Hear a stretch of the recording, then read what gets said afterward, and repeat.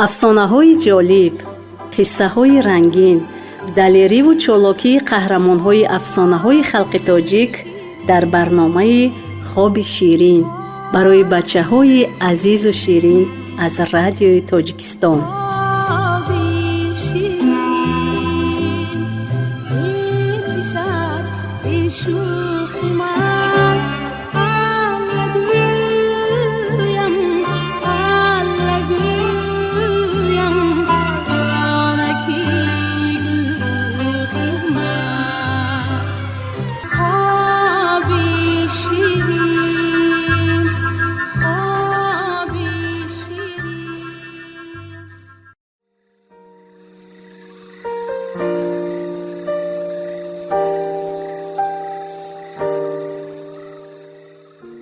سلام بچه های عزیز، اسلاکانی بیبی.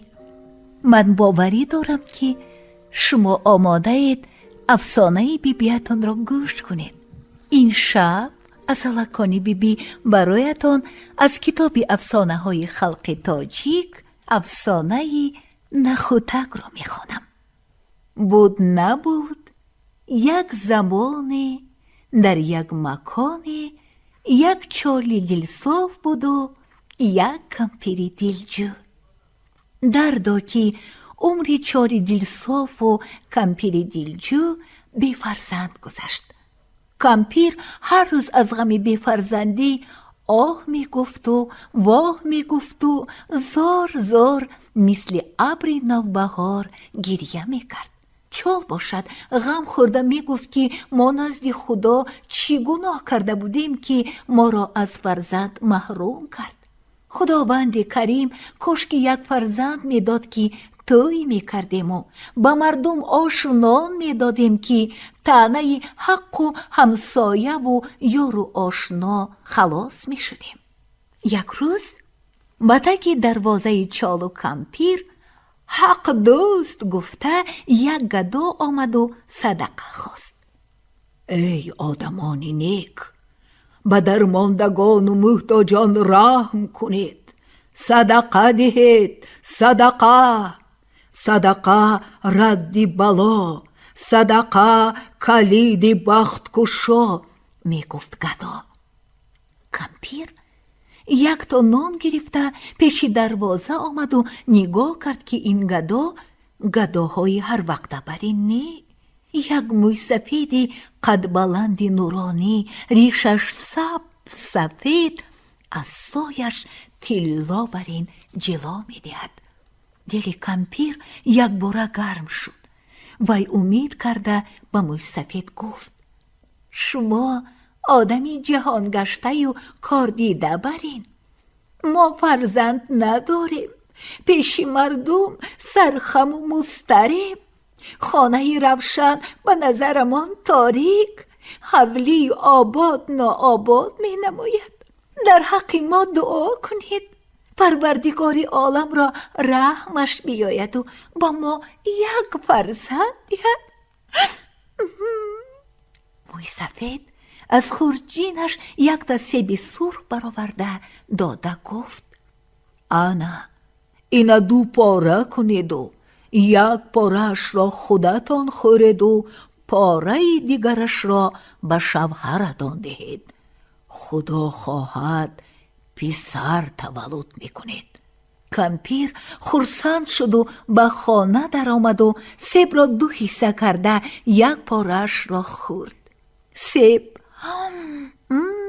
چنان بمزه بود که در عمرش این خیل سیب خوشدم نخورده بود. کمپیر خودداری کرده نتوانسته پاره دیگر را هم خورد و از شرمش به شوهرش چیزی نگفت.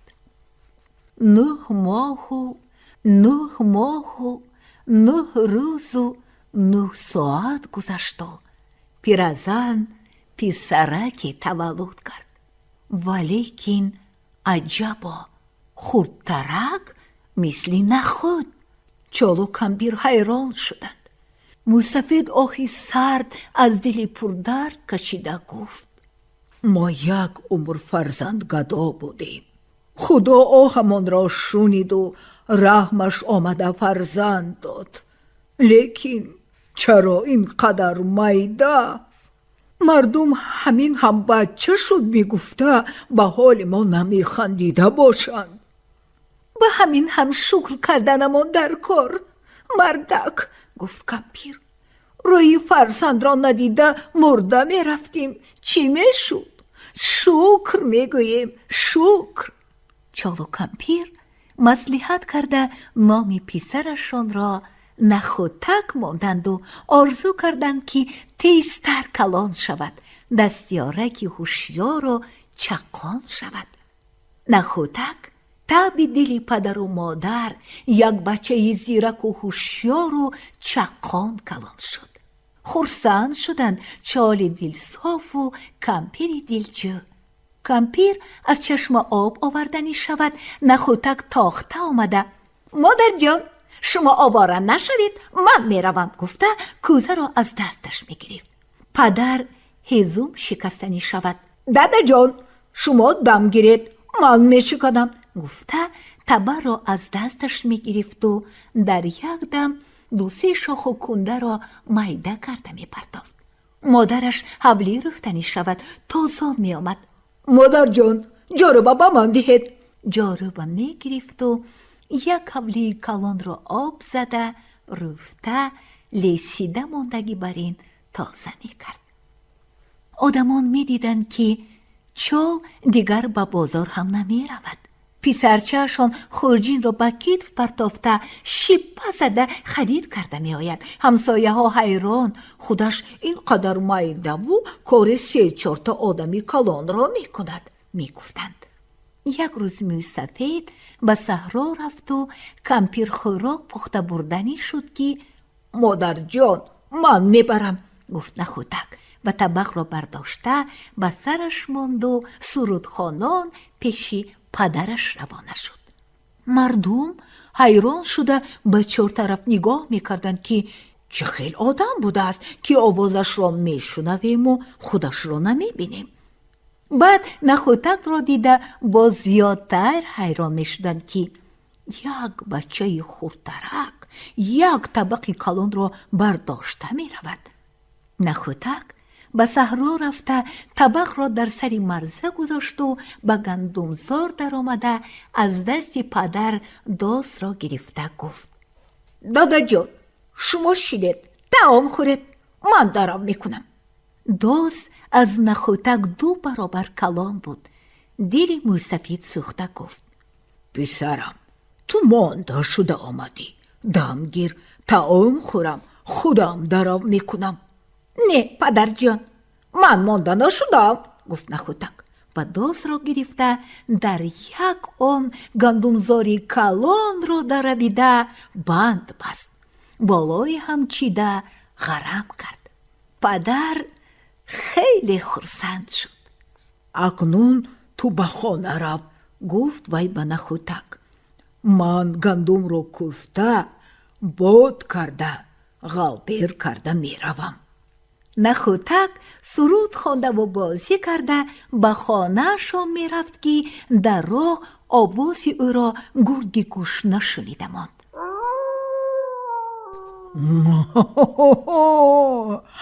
انا خدا داد، اکنون شکمم سر می شود. گفته تاخته به سر نخوتک آمد.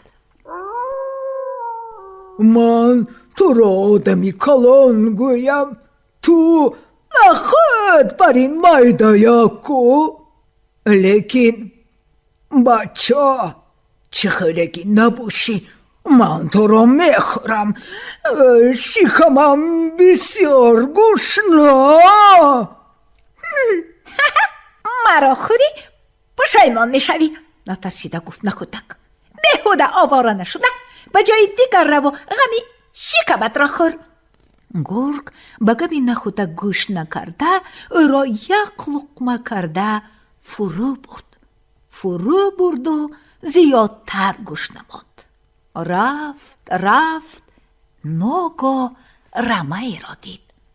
آهسته روی علف خزیده барачае ро доштанӣ шуд, ки нахӯтак ногаҳон аз дарунаш дод зад: эй, эй, чӯпон, ҳушёр бош! Гӯсфандатро гург мехӯрад! Гург инҷост! чӯпон сагҳояшро киш-киш дода ба сари гург давид. гурги гушна гурехта ба зур халос шуду боз дашту дараро кофта як рамаи дигарро дида монд. боз аз даруни вай нахӯтак: эй, чӯпонҳо, ҳушёр бошед, ки гурги гушна гӯсфандҳоятонро мехӯрад! гӯён дод зад. чӯпонҳо чӯбдастонашонро бардошта, ҳайҳой кунон гурги гушнаро сур карданд. гург тамоман беҳол шуда, аз нахӯтак безор, аз кардааш пушаймону ба ҳоли зораш ҳайрон шуда ба лаби як чоҳ рафт. аз ин тарафи чоҳ ба он тарафи чоҳ парид, аз он тараф ба ин тараф парида худашро афшондан гирифта буд, ки нахӯтак аз пушташ ба чоҳ афтод. гург: шукр, ҷонам халос шуд, гуфта гурехта рафт. нахӯтак ҳарчанд кард, аз чоҳ баромада натавонист. шояд ягон кас овозамро шунида кофта биёяд, гуфта ашула хондан гирифт. аз ҳамон наздикӣ рамаи гӯсфандон мегузашт. садои нахӯтак ба гӯши чӯпонҳо расид. овозе аз даруни гург баромадагӣ бар ин ку боз ин гурги гушна дар ҳамин ҷойҳо набошад, гуфта чӯпонҳо кофта омаданд. онҳо овозро мешуниданд, аммо дар он гирду атроф на гургро медиданду на соҳиби овозро. эй, ба лаби чоҳ биёед, ба даруни чоҳ нигаред, гуфта нахӯтак чӯпонҳоро чех зад. таги чоҳ торик буд, чӯпонҳо чизеро намедиданд. нӯги чӯбро дароз кунед, нӯги чӯбро, гуфт нахӯтак аз таги чоҳ. чӯпонҳо нӯги чӯбдастаашонро дароз карданд. нахӯтак часпида гирифта: акнун кашед, гуфт. кашида гирифтанд, ки як писарбачаи хурдакак. ҳамон аз даруни гург дод гуфтагӣ ту набудӣ? пурсиданд чӯпонҳо. ҳа, ман будам, гуфт нахӯтак. ту гӯсфандҳои моро аз гург халос кардӣ, гуфта чӯпонҳо ба нахӯтак як хурмача қаймоқи бомазза доданд. нахӯтак хурмачаро ба сараш монду гӯё ҳеҷ воқеъ нашуда бошад, сурудхонон ба хонаашон омад.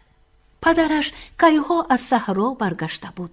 чолу кампир: писарчаамон гум шуд, гург хӯрд ми, шағол хӯрд ми, акнун мо чӣ кор мекунем, гуфта гирья мекарданду оби дида мерехтанд.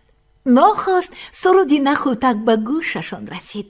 тохта баромада писарашонро дида чунон шодӣ карданд, ки ҳеҷ ба гуфтан рост намеояд.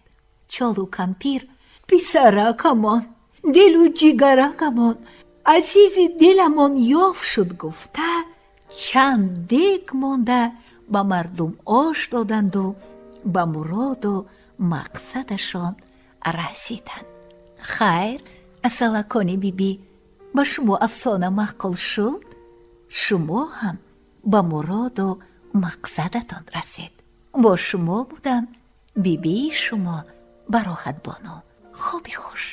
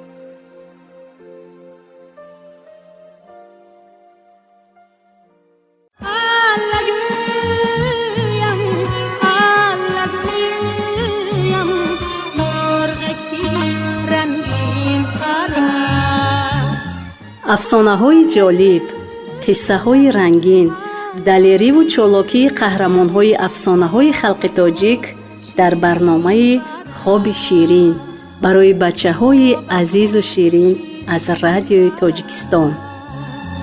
خواب شیرین برام